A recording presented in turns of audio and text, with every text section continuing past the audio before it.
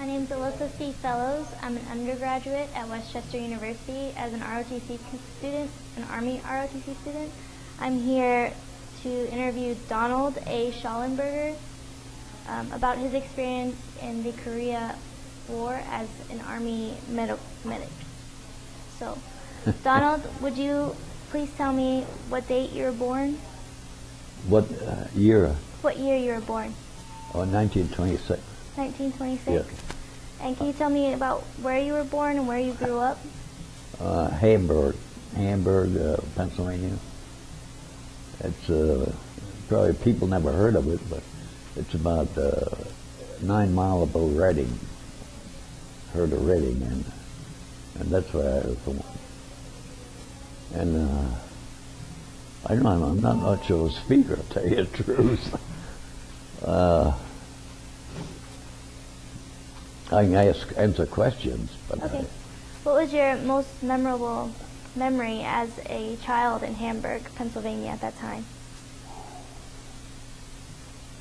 Oh, well, living up on Church Street, next to the church. I was born. That's where you were born? Yeah. I can't even remember the name of the church anymore. That's so long ago. But that's where I was born. And then that was during the Depression area. And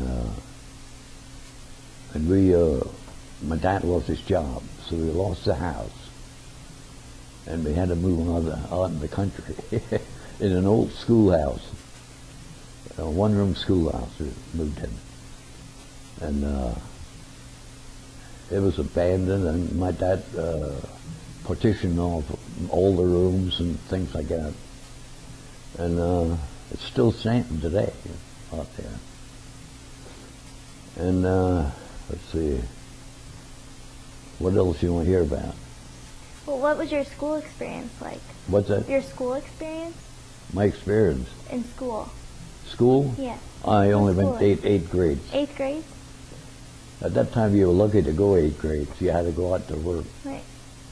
And yeah, but then again, hey, I turned out pretty good. I mean, for his schooling, and it didn't hold me back in the service either, you know.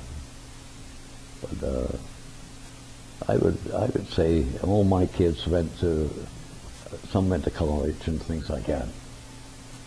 And but back then, boy, they didn't think of college. That was a back burner, you know. They just thought of, hey, go out, get work, and so on. And then you paid board, you know, things like that. So, can you tell me about your first job?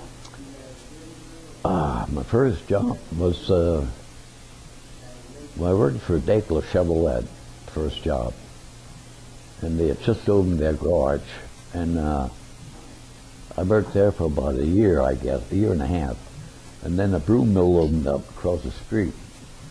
So I applied to that, and I got the job in the Hamburg Windsor broom factory. And then I worked there, I forget how many years, and then I went into service, got drafted. When I came out, I went back to broom making again. And I was there, I think, about 30 years, I guess. And then he closed it up, you know. So, and then I and the wife, we moved out to California. And out there I had a job too. And then she got homesick. So guess what? I had come back home again. This wasn't flying, I was driving all this time. And so I crossed the country twice. And eventually we settled down and ended up back in Pennsylvania, right wherever she had stayed. And that's about it. I had then we had 5 children, wow. You know, and 2 of them passed away. And Susan was the youngest. She's the youngest. She's just, I call her a baby, even though she's about 46. And she's the youngest. Then I have Jody, and he is. I'm gonna try to hit me all the H's because I don't know them exactly. And Randy, he wanted to move out. He wanted adventure, so he moved down to Florida, and has a real nice home down there. And he has a good job, doing fine. And let's see, about how 1, 2, 3, 4. Well, I only had 6 grandchildren. I thought I had more. Yeah, 6. And that's about it. When did I retire? See, you have to first think of my age. I never think I'm as old as I am. I was 70. I think I retired at 76, I think. And then I thought, geez, I should have kept working because I felt still like I could go get a job, but it's better I didn't. But and I'm forever on the go, you know, driving and things like that. And I can go out and walk a couple miles. Good. The only thing I have a problem with in health is stiff neck. I keep getting a stiff neck. I have a certain kind of pillow from the doctor, you know, that's supposed to get rid of it, but it hasn't yet. So I might try to go, but I always figure myself I'm a survivor, and I always think nothing's too tough for me. And I guess I'm here. That's why I'm here. Yes, you are. Yeah. What else would you like to hear? I'd like to hear about how you were drafted. Do you remember how you were drafted? Drafted? Yeah. Can you tell me about that?